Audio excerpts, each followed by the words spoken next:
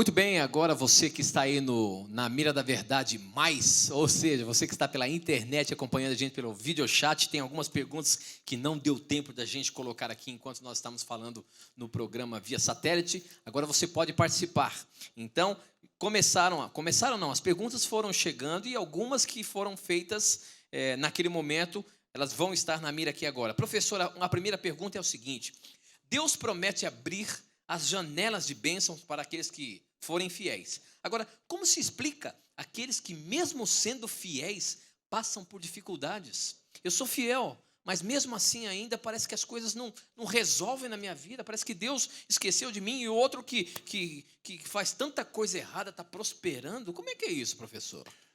Tem 2 pontos. Na verdade, tem vários motivos para acontecer isso. Eu vou destacar apenas 2. O primeiro deles, Romanos 8,19 diz assim: pois a criação aguarda ansiosamente a revelação dos filhos de Deus, porque a criação ficou sujeita à inutilidade, não por sua vontade, mas por causa daquele que a sujeitou. Ou seja, nós estamos clamando, e a natureza, pelo restabelecimento da ordem original de Deus no universo. Então, muitas vezes nós não prosperamos mesmo sendo fiéis porque estamos num contexto de pecado. E num contexto de pecado, o pecado é tão terrível que ele acaba nos afetando mesmo sendo fiéis a Deus. Jesus não prometeu que os seus seguidores não teriam problemas, pelo contrário. Ele disse aqui um texto que é importante termos aqui em mente. Em João, capítulo 14, verso 27, diz assim, ou melhor, 16:33 primeiramente. Eu vos tenho dito essas coisas para que tenhais paz em mim. No mundo tereis tribulações, mas não vos desanimeis, eu venci o mundo. Então, primeiro ponto, queridos, vivemos num contexto de pecado, não estamos livres de sofrimentos, inclusive problemas financeiros, mas a vitória de Cristo sobre o mundo é a certeza da nossa vitória. E o segundo motivo, Tito, é porque nós colhemos. É porque há uma lei espiritual, em Gálatas 6, verso 7, que diz assim: aquilo que o homem plantar, ele vai colher. Eu posso ser fiel a Deus nos dízimos e ofertas, mas e se eu não sei fazer um bom planejamento da minha renda? Deus vai me dar bênçãos e aquilo vai escoar e vai embora. Então, se eu não souber administrar devidamente os recursos que Deus me dá, com certeza eu terei problemas. Então eu preciso considerar a questão do pecado e avaliar, eu estou realmente administrando, fazendo um bom planejamento familiar, um bom orçamento familiar? Será que eu não estou gastando muito no meu cartão de crédito? Então são perguntas que devemos fazer, não é? Muito bem, professor. A próxima pergunta hoje nós percebemos que existe uma teologia que é difundida assim absurdamente, que é a teologia da prosperidade. A gente vê isso nos canais, quanto mais eu doar para a minha igreja, mais benefícios eu vou ter, mais eu vou ser abençoado por Deus. A pergunta que chegou aqui é o seguinte: como receber as bênçãos de Deus sem confundir com a teologia da prosperidade? Que ótima pergunta. Eu vejo uma das respostas em Mateus 6:33. Esse é o primeiro ponto, diz assim: mas buscai primeiro o seu reino e a sua justiça, e todas essas coisas vos serão acrescentadas. De que coisas Cristo está falando? Roupa, alimento, não é? Então, como que nós podemos buscar as bênçãos de Deus sem sermos adeptos à teologia da prosperidade? Colocando Deus, o evangelho da salvação em Cristo, acima do dinheiro. Eu não posso ver as bênçãos, Tito, como uma forma de eu seguir a Deus. Eu tenho que seguir a Deus por o amor a Ele, ao sacrifício que Ele fez por mim. E como consequência disso, Deus me dará as bênçãos. E se eu for fiel nos dízimos, Ele me dará mais ainda. A teologia da prosperidade inverte as coisas. Você dá a Deus para Ele dar a você de volta. Na Bíblia não é assim. Primeiro Deus tirou o povo de Israel do Egito. Depois ele pediu a sua fidelidade nos dízimos. Depois Deus abençoa ainda mais. Então é uma sequência inversa. Deus abençoa Em resposta a Deus, eu dizimo e oferto, e como demonstração da sua graça, ele me abençoa mais ainda do que ele já tinha me abençoado. Então a forma de termos uma visão equilibrada é mantermos os olhos fixos no reino de Deus, na sua graça, na sua palavra, em Cristo, crendo que o dinheiro e outras coisas são consequências e não necessariamente a forma, né, de comprar a Deus. Ok. Muito obrigado, Esther, você que mandou a sua pergunta aqui, tá? A outra pergunta aqui, deixa eu ver de quem que foi, que eu fiz aqui ainda há pouco. Eu tenho que falar, nós estamos no videochat, tenho que falar o nome da pessoa, né? Quem mandou a primeira pergunta foi a Ronicleia Lemos, de Paranaíba, Mato Grosso do Sul. Obrigado pela sua participação, viu? A próxima pergunta aqui, como agir com a...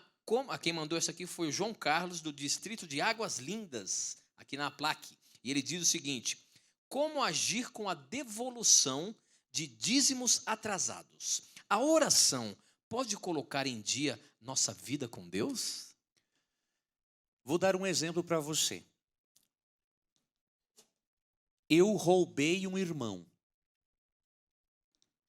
Fiz um negócio com ele e vamos usar nossa linguagem popular, eu logrei esse meu irmão. Aí eu me arrependi.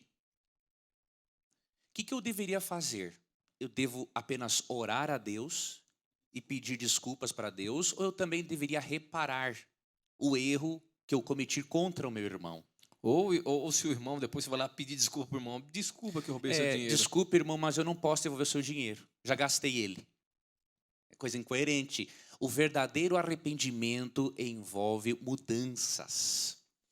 Então, aquilo que obviamente você não lembrar do que você dizimou, óbvio que Deus vai perdoar você, Deus pode perdoar você, Deus não depende do seu dinheiro para lhe perdoar. Veja, o perdão, a justificação, de acordo com Romanos 5:1, é pela fé em Cristo.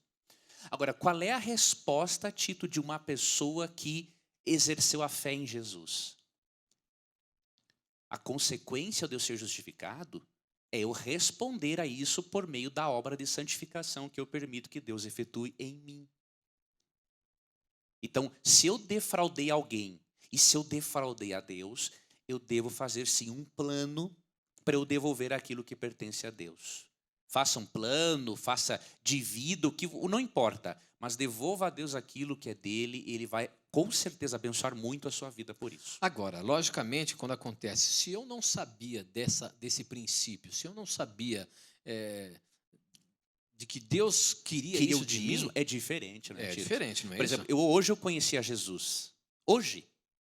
Agora eu vou dizimar a partir daqui. Porque hoje eu estou conhecendo a verdade. Agora, uma pessoa que já conhece, né, negligencia, Já foi dizimista, ela tem um conhecimento se de Deus. desequilibrou financeiramente, deixou de dizimar, agora se estabilizou, agora voltou a dizimar e aquilo esquece. Eu lembrei de uma história, Tito, muito forte, e eu conheci pessoalmente a pessoa, né, que me contou sobre isso. Quando eu era obreiro bíblico no interior do Rio Grande do Sul, um irmão me contou o seguinte, que quando ele aceitou a Cristo como Salvador, ele pensou o seguinte: quer saber de uma coisa? Eu não vou mais estar dizimando para dar dinheiro para pastor. Ele tinha uma compreensão errada. Ele não entendia o dízimo como uma adoração, não é? Ele tinha 2 casas, tinha carro, tinha dinheiro.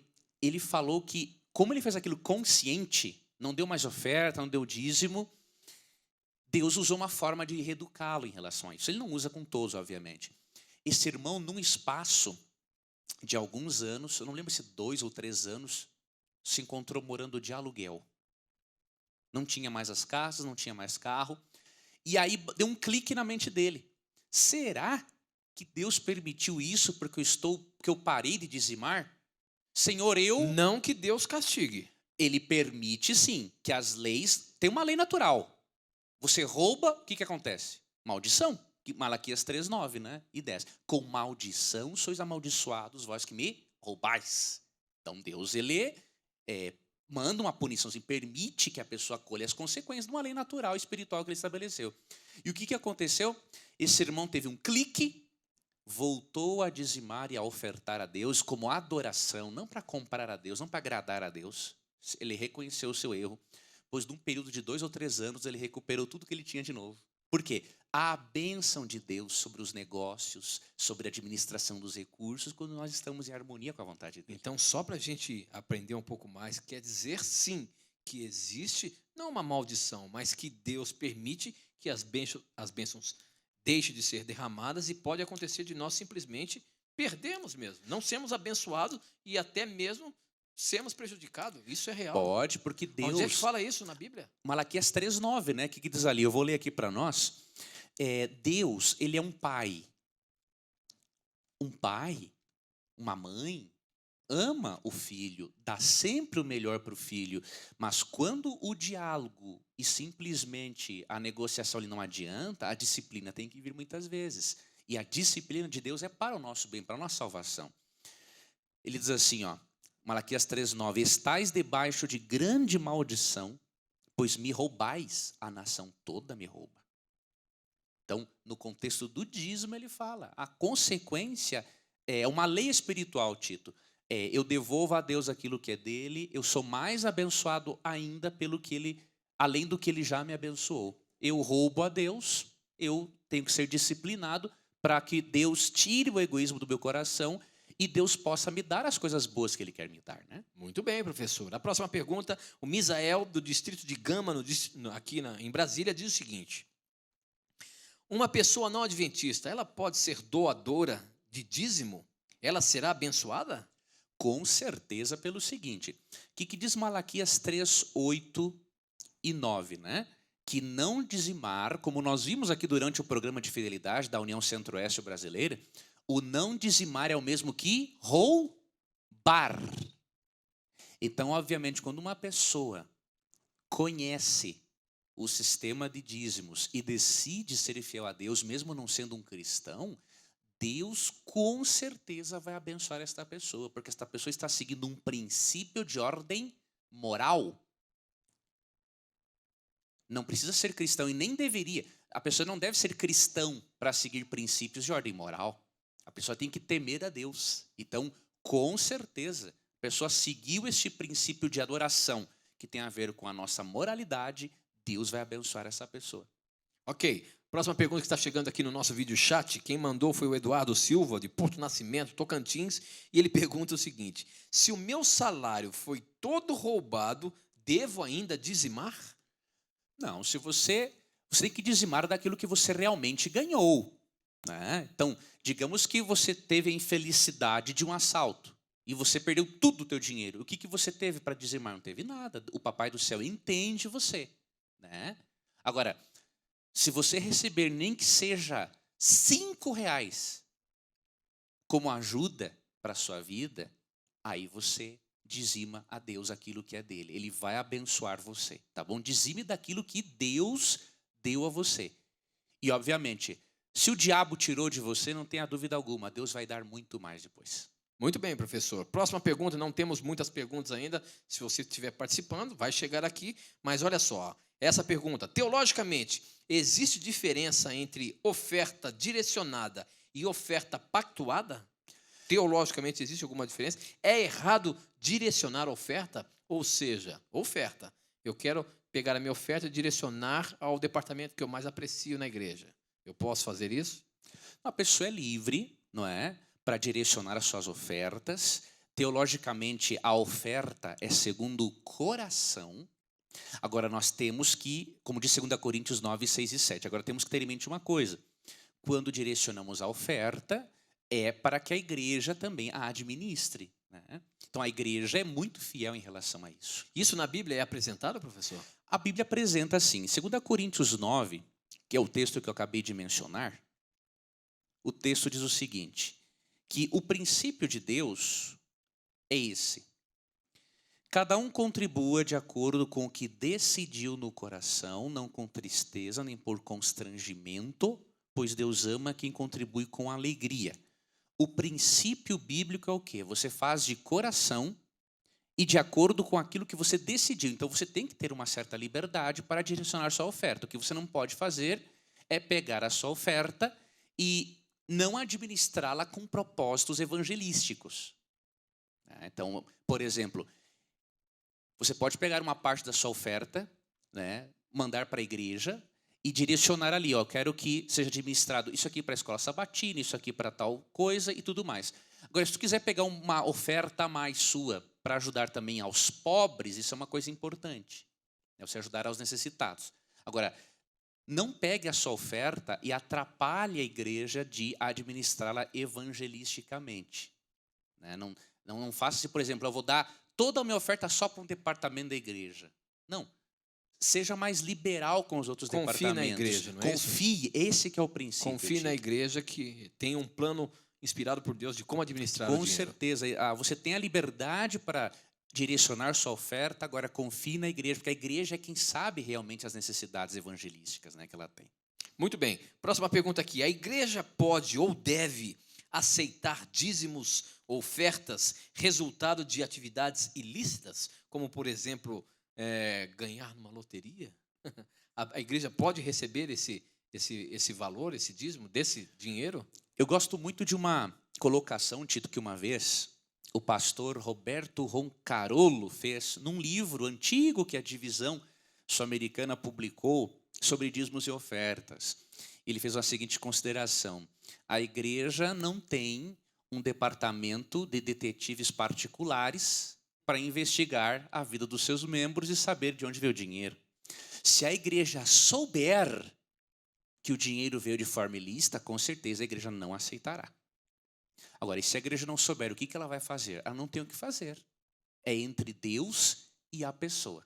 Então, como nós não temos detetives particulares, a igreja não vai sair por aí vendo o que as pessoas fazem em sua vida, porque é uma coisa particular. Agora, se a igreja sabe da origem ilícita, a igreja não aceita realmente. Muito bem. Deixa eu ver. O Edmilson de Santa Carmen, Mato Grosso, pergunta o seguinte: se eu compro uma propriedade com dinheiro que eu já dizimei, eu preciso dizimar ainda após a venda da propriedade? Você dizimaria do lucro que você teve da venda da propriedade, né? Então, um exemplo, você comprou uma propriedade por 300 mil reais. Você já tinha dizimado. Aí você vendeu ela por 350 mil reais. Você lucrou ou não?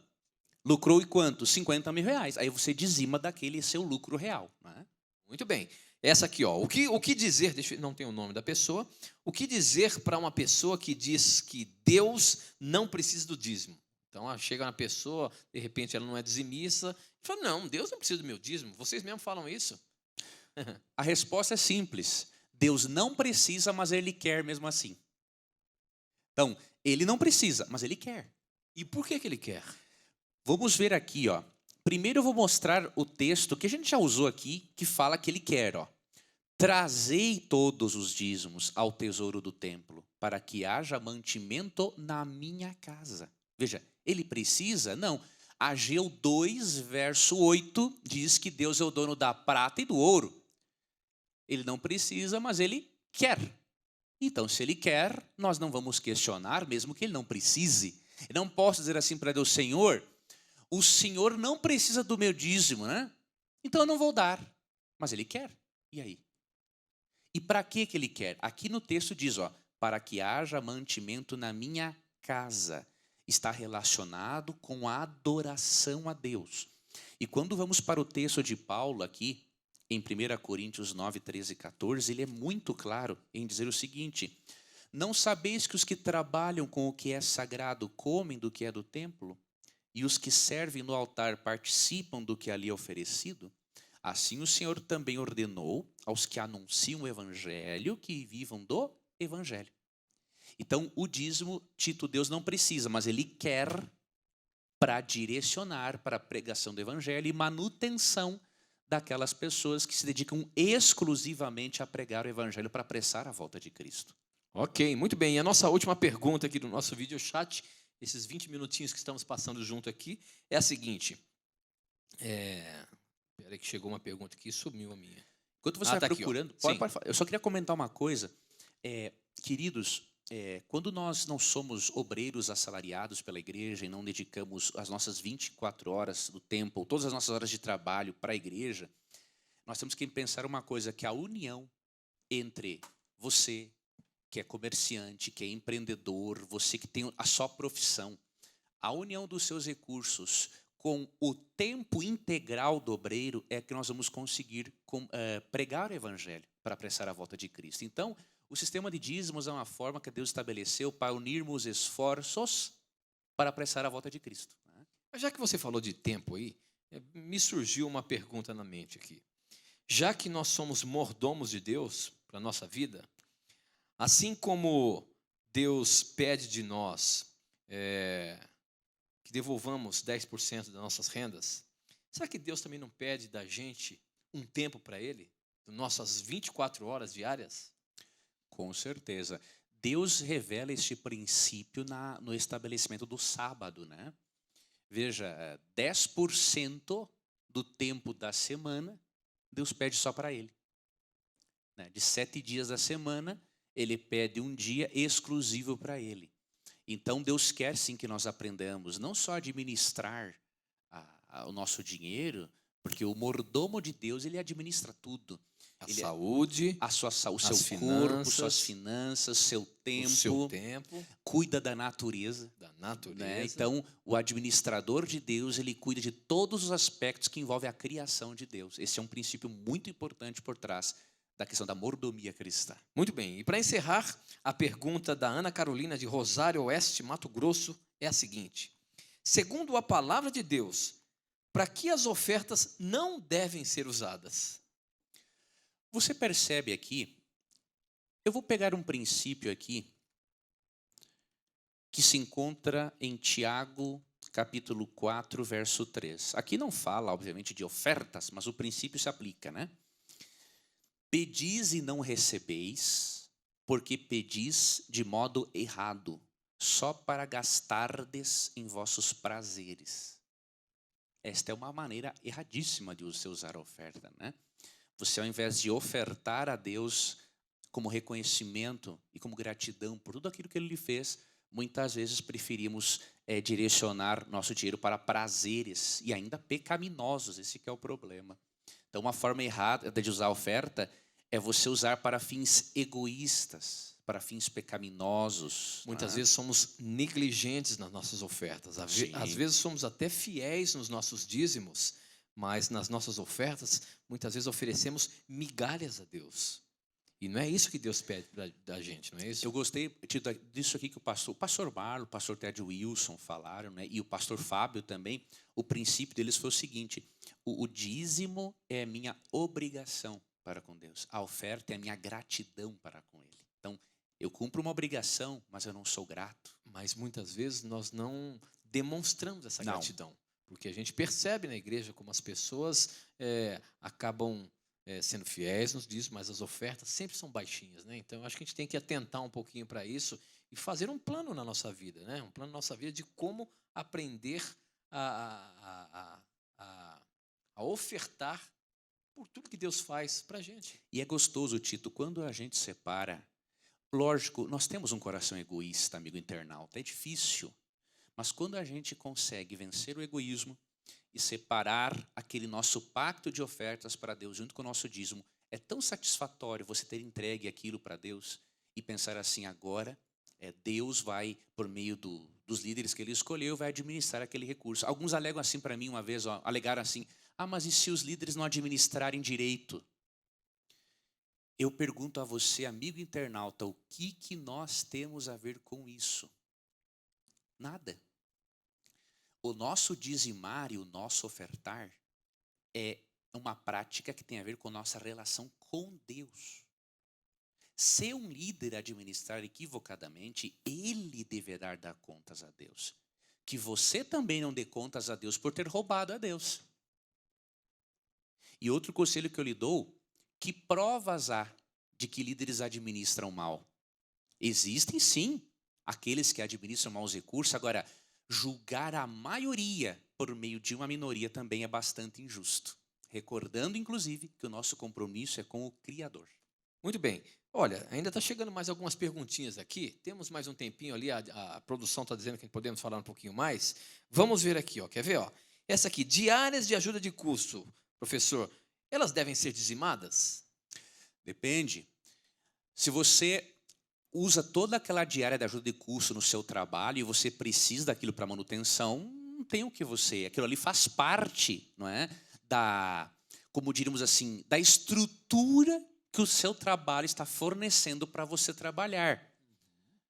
Agora, algumas pessoas se sentem à vontade, veja, como não tem uma coisa clara, revelada sobre isso, eu vou dizer a opinião de algumas pessoas. Algumas pessoas, né, quando não gastam todo o valor da sua diária e mesmo assim recebem, eles preferem dizimar daquilo que sobrou. Isso é uma coisa particular. Não há uma regra na Bíblia e não conheço também uma regra na administração da igreja que ensine algo assim obrigatório sobre isso. É né? a mesma coisa a pergunta que chegou aqui também de vale alimentação e auxílio combustível. Deve ser devolvido o dízimo disso? Tudo é parte da estrutura para você trabalhar. Uhum. Né? Então, na verdade, muitas vezes isso não é um ganho líquido. É um ganho, mas não acaba contando no seu líquido, diríamos assim, porque às vezes você tem que gastar todo o seu dinheiro para o combustível, você tem que gastar toda a sua diária para você ter uma boa alimentação quando você viaja. Então, é uma coisa a se analisar nesse aspecto. Né? Não é biblicamente, mas dizendo aqui, ó, é errado trazer campanhas de arrecadação na igreja para auxiliar clubes de desbravadores, aventureiros, por exemplo? Olha, nós temos que ter um cuidado. Nós não podemos fazer da igreja um lugar de venda de rifas e coisas para arrecadar recursos para as pessoas. Né? Eu creio que o mais saudável seria a igreja ter um planejamento e prover esses recursos, não é, para os desbravadores. Agora, óbvio, você fazer uma campanha com os membros para eles colaborarem, não tem nenhum problema. Só não tome os momentos sagrados do sermão para fazer isso, porque nós temos que recordar uma coisa: o momento mais importante da adoração é o sermão. E depois também tem as músicas, obviamente. Agora, se nós pegamos o tempo do sermão para fazermos essas campanhas, está totalmente errado. O ideal é nós não tomarmos o tempo do culto com isso. Os líderes, os responsáveis pelo departamento, chegar particularmente em determinados irmãos: olha, os desbravadores estão indo para um tal lugar, precisam de alimento, você pode de alguma forma dar uma ajuda? Eu acho que é o mais saudável fazer isso. Muito bem.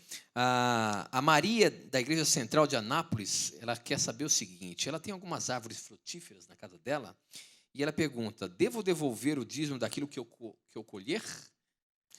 Se você, minha irmã, vender, é interessante fazer isso. Eu conheci uma irmãzinha, que coisa linda isso.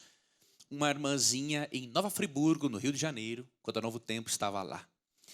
Ela e o esposo, 2 velhinhos, tinham um pé de, deixa eu me lembrar de que uva que era, jabuticaba plantado. Ela tinha aquele pé plantado só para vender, e ali ela não dizimava. O dinheiro daquela venda, daquele pezinho de jabuticaba, era só para a pregação do evangelho. Olha que fidelidade, olha que dedicação. Né? Então, se você, minha irmã, vender, obviamente você deveria fazer isso. Nós não estamos hoje numa sociedade agrícola, essencialmente agrícola, como nos dias de Israel, não é? Que levava-se os frutos da terra para os levitas se alimentarem. Hoje a igreja necessita, no contexto nosso, especialmente ocidental, do dinheiro físico para pregar o evangelho. Nós não podemos, por exemplo, pagar uma gráfica com laranjas para imprimir nossos estudos bíblicos. Nós pagamos com dinheiro. Né? Agora, você pode, se você se sentir à vontade para isso, pega uma parte, os 10%, diríamos assim, dessa sua renda, vende e dá para Deus. Essa é uma coisa que você é livre para fazer. Se você já tem uma renda e dela dizima para Deus, você é livre para decidir o que faz em relação às suas colheitas. Agora, se você realmente vende, aí você dá, sim, o seu dízimo para Deus, né? Muito bem. O Ismael, da Igreja do Gama, Oeste, Distrito Federal, pergunta para a Mira da Verdade. Olha lá. Existe dízimos e ofertas que não são aceitos por Deus? Tem alguma forma de eu doar o meu dinheiro, seja através do dízimo ou oferta, que Deus não aceita? Na verdade, isso tem a ver com aquela pergunta que respondemos antes, né? Dízimo de dinheiro ilícito, né? Óbvio, Deus é um Deus moral, é um Deus santo, ou seja, um Deus totalmente perfeito, puro, separado do pecado. Então, obviamente, que tudo aquilo que provém de meios ilícitos, obviamente, é uma profanação, né? Então, obviamente, Deus jamais, um exemplo, vai aceitar dízimo de dinheiro de alguém que trafica drogas. Então, se a igreja souber disso, primeiro que a pessoa vai ser disciplinada, né? Não vai mais fazer parte da igreja se não se arrepender e mudar a sua vida. Segundo, a igreja não vai aceitar isso. É um dinheiro amaldiçoado, né? Envolveu arrebentar com a vida de muitas famílias, né? Então, essa é uma forma que Deus, obviamente, não vai aceitar, né? Muito bem. Tenho dúvidas em relação à oferta com oferta. Com as minhas ofertas, eu posso ajudar uma pessoa carente?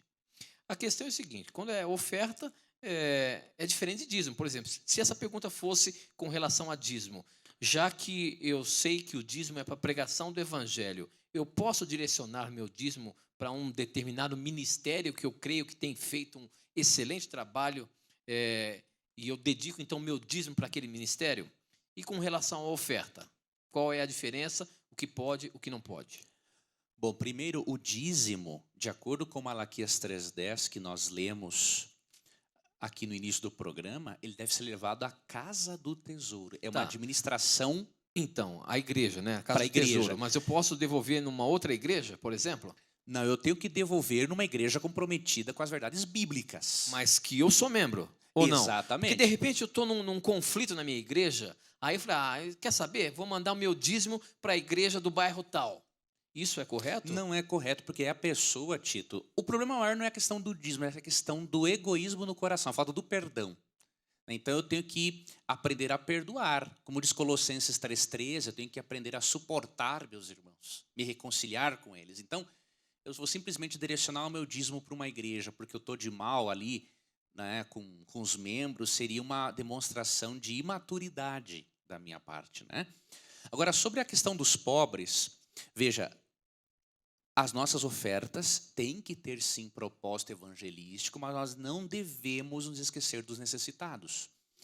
Eu, particularmente, parte do meu pacto de ofertas com Deus, eu mando, obviamente, a parte minha, boa parte para o evangelismo, porque eu sei que as pessoas precisam, além de um alimento físico, do espiritual, que é Cristo, mas eu também não posso ser negligente e achar que as pessoas precisam só de Bíblia. Como que eu vou ensinar a Bíblia para alguém que está com a barriga vazia? Eu não estou dizendo que o evangelho é assistencialismo, mas ele envolve, sim, assistência social.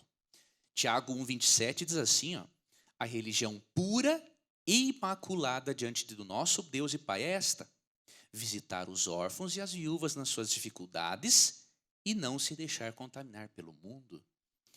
No dia do juízo final, como lemos em Mateus 21, 35 a 46, os elogios de Cristo para aqueles que cuidaram dos necessitados são muito grandes. Tive fome e você me deu de comer. Tive sede e você me deu de beber. Estive nu e fosse me vestir, né? Estive preso e fostes ver. Então, o cristão, no seu pacto de ofertas, ele vai também se lembrar de pessoas que precisam alimentar o corpo para depois alimentar a mente. Jesus fazia isso. Jesus fazia isso. Ele isso, alimentava o povo, não é? Exatamente. Quando ele pregava. O exemplo de Cristo. Se nós seguirmos o princípio evangelístico de Cristo, o exemplo evangelístico, vamos estar no caminho certo. Muito bem, professor. Mais uma pergunta interessante aqui. Em Gênesis 28, de 20 a 22, Jacó dá a entender que só daria o dízimo se Deus cuidasse de toda a sua necessidade, ou suprisse com segurança alimentos e vestimentas. Ele realmente fez uma promessa a Deus de forma condicional? Ou seja, só faria a doação se Deus agisse de forma benevolente para com ele? Entendo que devemos ser fiéis, independentemente da nossa situação. Está correta esta visão? Na verdade, Jacó não colocou uma condição aqui, ele expressou um anseio do seu coração. Ele estava saindo de perto dos seus pais. E obviamente que ele estava inseguro. Então, ao expressar o anseio do seu coração, ele simplesmente falou o seguinte: Senhor, se mesmo estando inseguro, o Senhor me abençoar, eu vou devolver o dízimo. Agora, que ele não dependia das bênçãos, ou seja, se o Senhor não me dizimar, não me abençoar, eu não vou dizimar, nós percebemos o seguinte, no exemplo de Abraão. Abraão era um dizimista independente das circunstâncias. Esse princípio veio vindo desde o início do mundo. Então aqui em Gênesis 14, 20 diz assim, ó, e bendito seja o Deus Altíssimo que entregou os teus inimigos nas tuas mãos. Aqui é o sacerdote, sumo sacerdote Melquisedeque falando. E Abraão deu-lhe o dízimo de tudo. Então, Isaac e Jacó já tinham aprendido com o seu ancestral Abraão a prática do dízimo. Por quê? Porque é um princípio. Então, Jacó não fez ali uma espécie de desafio, ó Deus, se o Senhor não me abençoar, eu não vou dizimar. Não, ele expressou o anseio do coração. Se o Senhor fizer isso para mim, eu vou dizimar com gosto. Ele estava demonstrando a Deus que ele queria se sentir mais seguro por ele sair de perto da família, né? Muito bem. Por que não se pode construir igreja com dízimos, se é para o avanço da obra? O Carlos da Plaque pergunta. É o seguinte, nós temos em mente 1 Coríntios 9, 13 e 14, quando fala assim, aos que pregam o evangelho, que vivam do evangelho. Nós percebemos que o dízimo, ele é utilizado, segundo a Bíblia, para a manutenção da obra do evangelho e daqueles que trabalham nesta pregação. Nós não percebemos, por exemplo, quando nós lemos Êxodo 25, 1 e 2, aqui é um texto interessante. Quando Deus mandou os israelitas trazerem donativos de ofertas, ou melhor, para construir o templo, Deus mandou trazer ofertas, Deus não mandou trazer os dízimos para a construção do templo. Isso é muito importante, né? Para fazer a tenda, na verdade, o tabernáculo terrestre, né? O santuário terrestre, você lê em Êxodo 25, 1 e 2, que Deus pede oferta. Ele não pede o dízimo do levita. Por quê? O dízimo é para a manutenção dos que pregam o evangelho. Então, analisando isto, sendo que Deus, para construir o tabernáculo, né, ele usa das ofertas, nós entendemos também que o dízimo não deve ser empregado para a construção de igrejas, né? Senão Deus teria solicitado ele no passado. Muito bem. Aqui nós temos uma pergunta sincera de uma irmã que ela diz o seguinte, meu esposo tem muitas dificuldades com os dízimos e ofertas. O que eu posso fazer por ele, além de orar? Olha, além de orar, primeiro ponto, você deveria, se você receber uma mesada do seu esposo, você deveria dar um exemplo para ele de administração dos recursos. Por exemplo, se você recebeu uma mesada dele, eu vou te dar um exemplo, R$100. Você separa os seus R$10 de dízimo, a sua oferta, coloca no envelope próximo a ele e orem juntos.